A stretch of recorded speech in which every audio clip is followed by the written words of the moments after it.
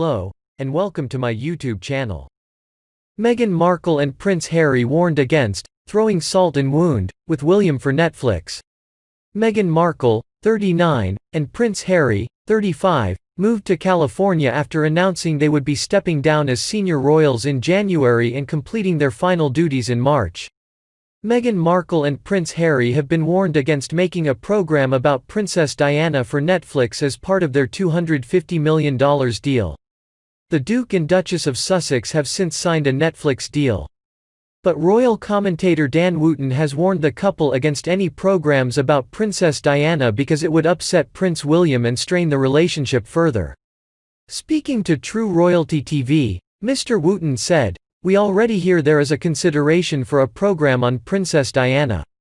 That will very much upset Prince William because remember when they did that landmark ITV and BBC series to mark the 20th anniversary of Princess Diana's death.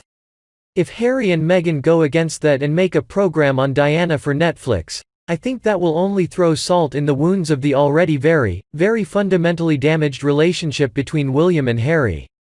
His comments come as ITV's royal correspondent Chris Shipp has argued Netflix is likely to want Meghan and Harry on screen in some of its programs. Prince Harry reportedly refuses to stay with Queen during emergency meetings.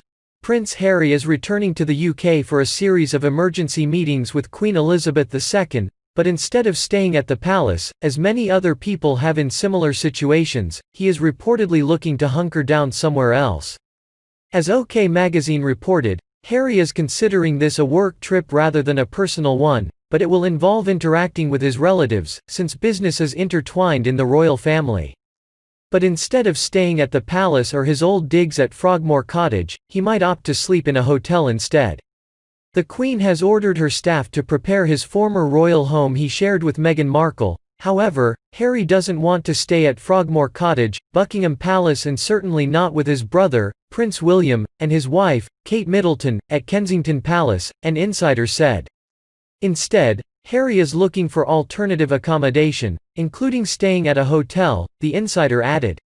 Harry is flush with this $100 million Netflix deal money. Before this he would stay with family for free. Now he can pay his own way and wants to prove to all of them that he can finally stand on his own 2 feet. No word on whether Meghan will be joining her husband, but she has allegedly had a role in preparing him for the big meeting. An insider claimed she has been coaching him on how to stand up for himself with his grandparents, dad, and sibling, given that she has had experience doing just that with her own father. While Meghan might join him, she may also opt to stay at home with baby Archie and avoid the British paparazzi.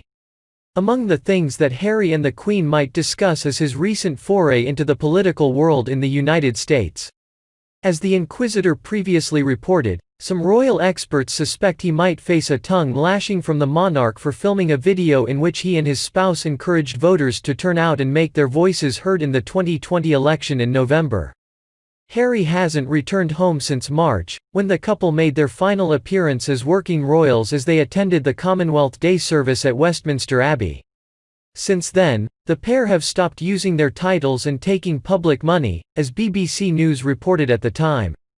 The couple has apparently struggled to maintain good relations with the prince's family back home, and there are reports that the royals are upset with his behavior. Meghan Markle says online trolling seriously impacted her mental health.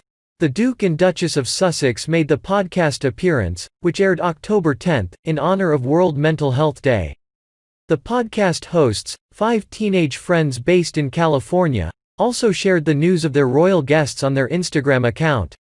In honor of World Mental Health Day, the Duke and Duchess of Sussex sat down with us for a conversation about prioritizing mental health, removing the stigma around the issue, and how we can all contribute to a healthier world, physically, mentally, emotionally, holistically, the Post said.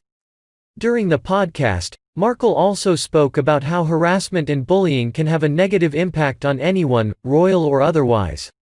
Even though our experience is unique to us and obviously can seem very different to what people experience on the day-to-day, it's still a human experience and that's universal, she said. In January 2020, The Duke and Duchess of Sussex announced that they were stepping back as senior royals and would split their time between the United Kingdom and North America, after many months of reflection and internal discussions, according to their official statement. Their decision came in the wake of years of intense scrutiny and vitriol toward the couple both on social media and in the press, which included often racist and sexist coverage of Markle.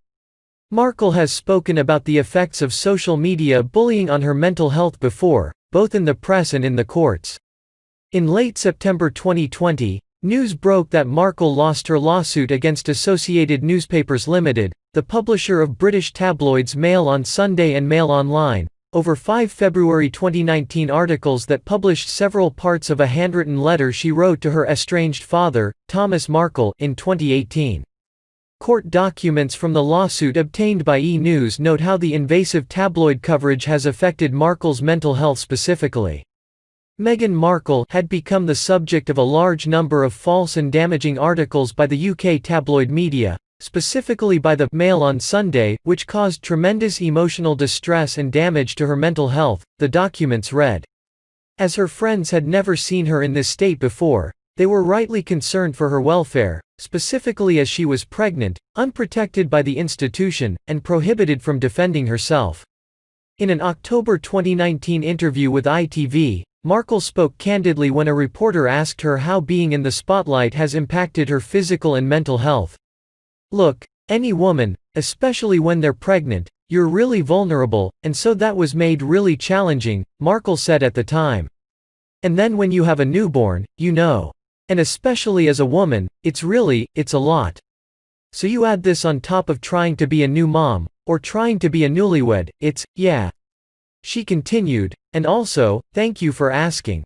Because not many people have asked if I'm okay. But it's a very real thing to be going through behind the scenes."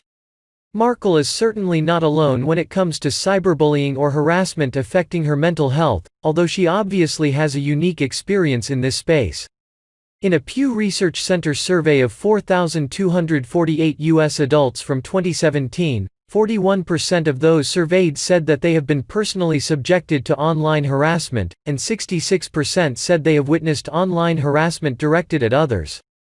And 44% of the 18% of respondents who said they experienced severe harassment, including physical threats, prolonged harassment, and stalking, also said their most recent experience led to mental or emotional stress.